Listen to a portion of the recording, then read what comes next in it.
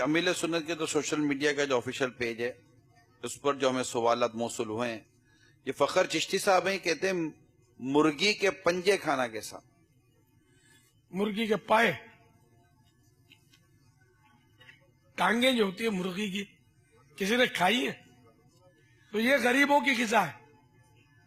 मालदारों ने जिस दिन खाना शुरू किया ना, तो गरीब हो सकता है कि बेचारे कैसे लेंगे, महंगी हो जाएगी। सब जब लेना शुरू करेंगे तो पहले तो फेंक देते थे, अब भी फेंक देते हैं। ये हमारे यहाँ बिकती है, बाकी बाहर मुल्कों में तो तस्वुर भी नहीं होगा। बाबुल मदीना में तो बिकते हैं ये पाए, और शहरों में भी शायद बिकते होंगे। अरे वाह, ये है मुर्गी के, मैं मुर्गी के पाए बोलता हूँ उसको, और ये मुर्गी के पंजे।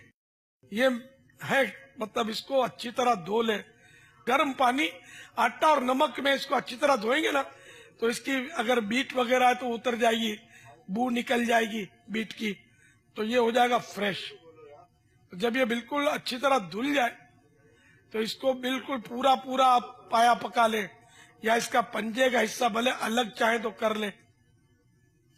तो ये बने वाजिबी होता है, यूं कह सकते हैं कि टेस्टी होता है किसी हद तक। खाने वाले शौक से भी खाते होंगे।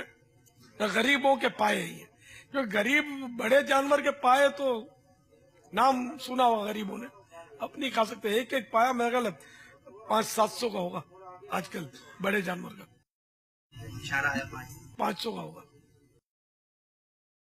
इसी तरह बकरे के पाए भी सस्ते नहीं होते, गरीब आदमी नहीं खा सकता। ये गरीबों को इससे मतलब ये कि काम चल जाएगा। वल्लाहु तआला अअलम व रसूलुहु अअलम अज़्ज़ा व जल्ला व सल्लल्लाहु तआला अलैहि व सल्लम। सल्लू अलल हबीब सल्लल्लाहु अलैहि वसल्लम।